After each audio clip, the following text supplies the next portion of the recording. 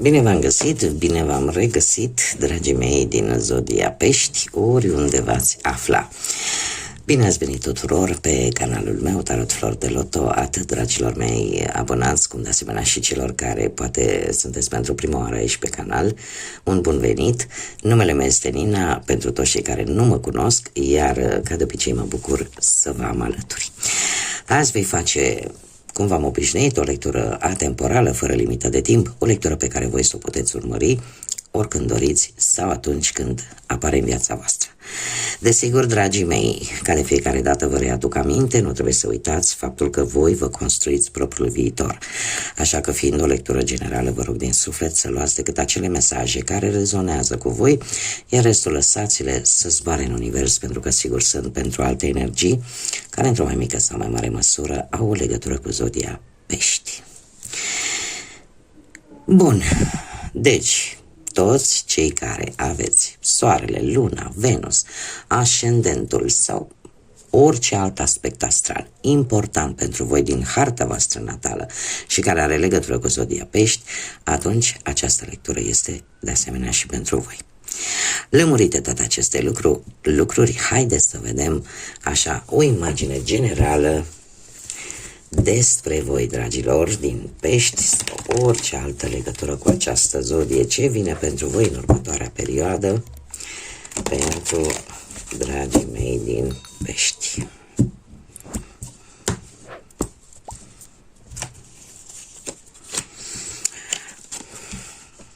Foarte interesant, dragilor dragi. Nu știu dacă zodiile de foc vă spun ceva, Berbec, Leu, Săgetător, dar se pare că ai avut o perioadă recent în care parcă nu ți era frică de niciun fel de provocare, parcă vedeai în viitor așa, pe termen lung, și parcă nimic nu te putea opri. Aveai o energie așa foarte debordantă, foarte mare.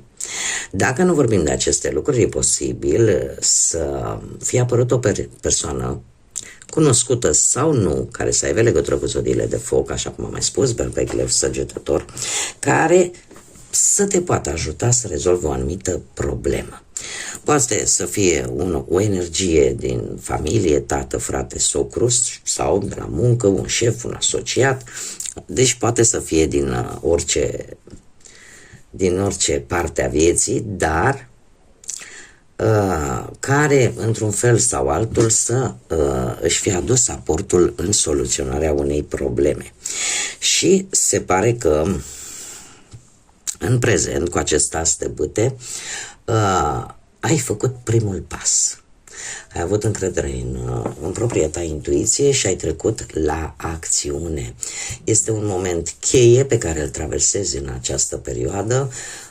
Posibil să-ți fi venit ori o idee foarte bună, ori pur și simplu ai parte totuși de un început cu foarte mare potențial, indiferent de ce aspect al vieții vorbim, fie el profesional, material sau sentimental. Perioada imediat următoare pentru voi, dragilor, mare atenție că vine cu un 8 de spade. Este cartea căreia eu îi spun atracție universală. De ce? Pentru că se pare că vei avea o mică cădere, ca să zic așa, ceea ce nu este nimic nou la voi, dragilor, pentru că voi, așa cum am mai spus, sunteți ca un burete așa care absorbiți toate energiile care sunt pe lângă voi. Următoarea perioadă e posibil să vină cu un mic blocaj pe care vi-l faceți voi singurei. De ce? Nu știu, vă rupeți un pic de realitate și nu mai vedeți lucrurile exact așa cum sunt. E posibil, unii dintre voi, să căutați posibil o ieșire dintr-o situație pe care voi o duceți la următorul nivel, dar ea în realitate să nu fie de amploarea pe care voi o gândiți. Pentru că acest 8 de spade, așa cum v-am mai spus, ne vorbește de atracție universală și de faptul că dacă tu gândești negativ, vei atrage energii negative. Este cum să spun eu, Este ca și cum mai trece printr-o situație în care nu vezi lucrurile cu claritate. Și atunci, cumva, te simți prins, te simți ca și într-o capcană, te simți blocat. Poate că am două variante. Poate că ori vezi lucrurile, le gândești, poate prea rațional, sau nu, sau din contră, ar fi indicat să le gândești un pic mai logic, să vezi realitatea un pic mai logic și în felul ăsta să ieși din acest blocaj. Dar haideți să vedem, să le luăm pe căprării și să începem cu viața profesională pentru dragii mei din Pești, cu acest minunat tarot al pădurii mistice și să vedem ce vine pentru voi, dragilor, care sunteți în zodia Pești sau care aveți legătură cu această zodie. Să vedem.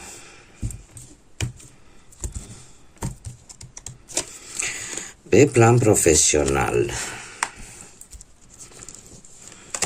dragilor, pe plan profesional, eu aș zice că ați acționat destul de isteț, destul de subtil în ceea ce privește locul de muncă sau cariera voastră profesională, sau ați fost dezamăgiți de anumite persoane care poate v-au promis ceva și nu s-au ținut de cuvânt și care are legătură cu cariera voastră profesională. În prezent, voi, dragilor, sunteți foarte circumspecți.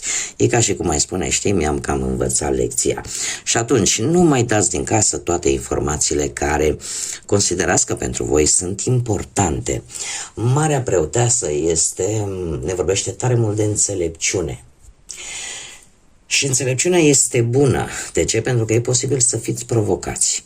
Ori la locul de muncă unde voi vă desfășurați activitatea, ori de către alte persoane care, într-un fel sau altul, au legătură cu cariera voastră profesională. Nu răspundeți invidiilor, folosiți-vă înțelepciunea. Sunteți mult mai... Experiența vieții v-a făcut mult mai înțelepți, în așa fel încât să nu răspundeți la tot felul de invidii, să nu răspundeți la tot felul de bârfe, dar nici să participați la ele.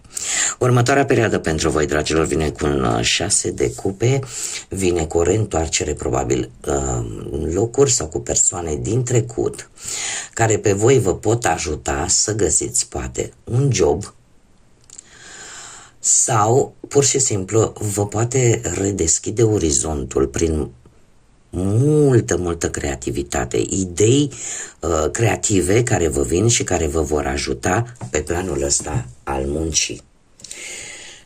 Plus că, așa cum am mai spus, e posibil ca cineva din trecutul foarte îndepărtat, mare atenție, cu foarte mulți ani în urmă, să vă poată ajuta într-o situație legată de muncă.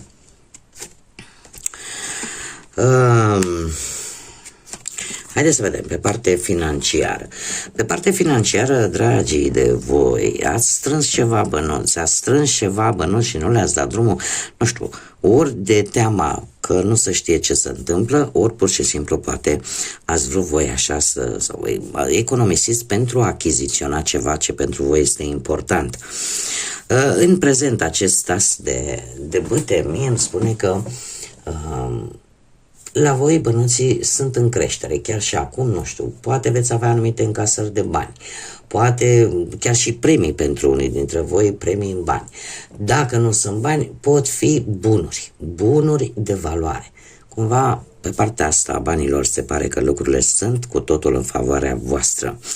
Desigur, următoarea perioadă vine cu acest 7 de monede care ne vorbește de câștiguri care au venit în urma răbdării, care au venit în urma unui efort pe care voi l-ați făcut cu ceva timp în urmă și se pare că în următoarea perioadă veți începe să vedeți rezultate bune și cumva răbdarea voastră și efortul vostru să înceapă să dea roade, așa că e posibil să vină niște bănuți sau o anumită situație financiară să se schimbe. vis-a-vis de ceva la care voi ați depus foarte multă energie și ați avut răbdare. Haideți să vedem partea sentimentală pentru cei care sunteți deja într-o relație. Dragilor, dragi, ați descoperit de curând un adevăr, ceva s-a clarificat în relația voastră sau ceva, cum să spun eu, poate că nu s-a clarificat,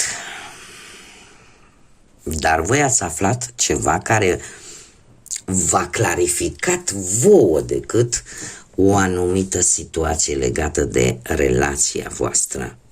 Nu știu, aici ceva posibil să fie ieșit la lumină, o informație, un adevăr. Iar în prezent, cu acest 9 de cupe, aș zice că, general, 9 de cupe e o carte foarte pozitivă. Iar faptul că voi ați aflat acest adevăr și vi s-a luminat așa mintea și v-ați dat seama de anumite lucruri care au legătură în mare atenție cu relația voastră, se pare că nu au fost lucrurile, pentru că în prezent sentimentele dintre voi cresc, comunicarea este mult mai bună și deja se fac planuri în comun. Da? Și apare o stare de stabilitate. Totuși, următoarea perioadă, știți cum e? E una neagră, una albă. De ce? Că următoarea perioadă vine totuși cu 9 de spade. Acum eu tind să cred un lucru, dragilor. Voi ca și zodie, și mă vorbesc la modul general, voi ca și zodie sunteți o zodie care suportă foarte bine durerea. Dar și atunci când este prea mult, tindeți foarte tare să vă dezechilibrați. Tindeți foarte tare să fiți destul de neatenți și cumva precum peștii. Da? În simbolul zodiei voastre sunt 2 pești, da? Care noată unul contra celuilalt. Și mulți dintre voi, dacă nu sunteți atenți la cât absorbiți la ce este negativ lângă voi, tindeți câteodată să vă cam scufundați. Nu știu, că încerc să mă explic cât de bine pot eu. Acest 9 de spade îmi vorbește de o foarte mare agitație psihică, nervoasă. E ca și cum ai zice că parcă stai mereu în gardă, parcă mereu ai o teamă, mereu ai o frică. Și uite, chiar vreau să văd, da, se pare că ești destul de justificată pentru unii dintre voi. Pentru că mie totuși mi-apar cărți bune aici și dintr-o dată apare acest tumult, această stare de agitație constantă, de nopți nedormite, de stres. Dar de ce sunt toate aceste lucruri? Pentru că există persoane care se tot bagă în relația voastră și tind să cred că sunt persoane din familie, indiferent că e familia voastră sau familia perechii voastre, sunt persoane care, uite, creează aceste tensiuni, creează aceste conflicte. Iar asta vă dă tare mult de gândit. Și, din păcate, singurul sfat cu care vine această carte vine acela că chiar dacă există aceste tensiuni, aceste conflicte create de alții, să încerci pe cât posibil să-ți păstrezi calmul și să nu te îndrepți către adâncul mării, metaforic vorbind. Cei care sunteți singuri, pentru că eu din câte văd aici cu acest 9 de cupe, este totuși, există planuri în comun între voi. Puteți progresa. Dar cu toate astea, următoarea perioadă vine cu o stare de stres. Un stres accentuat.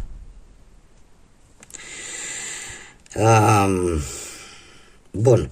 Haideți să vedem. Cei care sunteți singuri, poate în urma văduviei, poate din păcate a unui divorț, a unei separări sau simplului fapt că nu ați reușit să găsiți pe cineva până acum. Voi, dragilor, se pare că duceți această povară a singurătății poate de prea multă vreme. Alții poate că urmăriți de ceva timp pe cineva și ați tot depus eforturi să vedeți dacă dă roade sau nu. Dragilor, se pare că atuul cel mai important este comunicarea. Este modul în care voi veți comunica. Aici foarte bine puteți fi voi sau poate să fie cineva dintr-o zodie de apă, la fel ca și voi, rac, pești ca voi sau scorpion. Dar ce trebuie să vă spun eu vis-a-vis de acest cavaler de cupe? Sunt mari șanse, ori să întâlniți, poate deja ați întâlnit pe cineva, cum am mai spus, cu aspecte în zodii de apă, rac, pești sau scorpion, și care cumva te va cam da peste cap.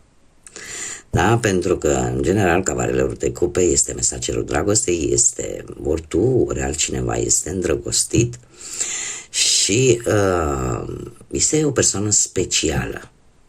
Și eu aș zice că e destul de benefică pentru voi. De ce? Pentru că în perioada imediat următoare, cu forța, poate să aibă legătură și cu zodia Leu, mare atenție, cu forța îmi spune că e un foarte bun moment de a, cum să spun eu, de a începe ceva nou.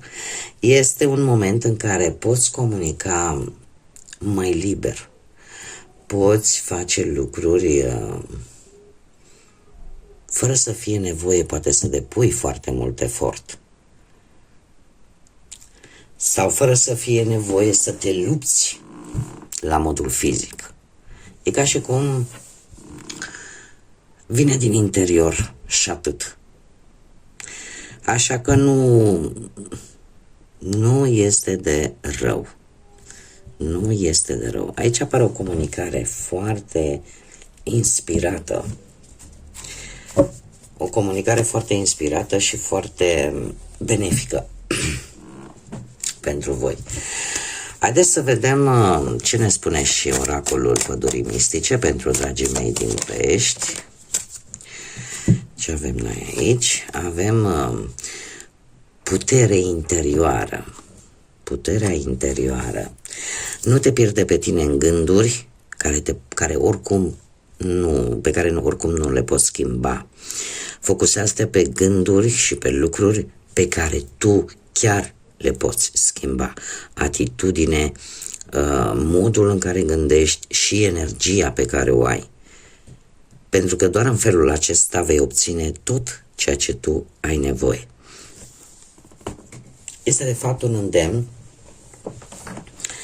de a nu te pierde, exact cum vă spuneam eu, a nu te duce către adâncul oceanului, către adâncul mării, a nu te pierde în gânduri pe care oricum știi, sau situații pe care oricum tu știi că nu le poți schimba, pentru că poate nu depind de tine, sau pentru că sunt imposibil de schimbat. Dar ceea ce tu poți schimba la tine. Atitudinea care o ai față de ceilalți, felul în care gândești și energia pe care vrei să o ai. Și asta eu zic că sunt numai niște mici exemple. Ceea ce noi ce nu putem schimba la alții, pentru că e foarte greu. În schimb, la noi, da, putem schimba multe. Iar printre aceste lucruri, cel puțin acest mesaj îmi vorbește de o atitudine pe care trebuie să o ai. O atitudine un pic mai fermă, să te impui, așa cum bine am văzut, să te impui prin intermediul comunicării, prin intermediul cuvântului, fără să fie nevoie să ai o atitudine așa de macho sau de femeie fatală, da? Ci pur și simplu să-ți folosești acea forță interioară. Și în felul acesta poți obține tot ceea ce tu ai nevoie sau ceea ce îți dorești. Bun, dragilor, cam atât am avut pentru voi. Eu vă mulțumesc ca de obicei pentru prezența voastră și până data viitoare când ne vom reîntâlni la o nouă lectură, eu vă doresc tot binele din lume, aveți grijă să gândiți pozitiv, ca să aveți în permanență o energie pozitivă și să atrageți către voi tot ce este mai bun. Așa că până la o nouă lectură, numai bine și desigur să fiți iubiți, dragilor!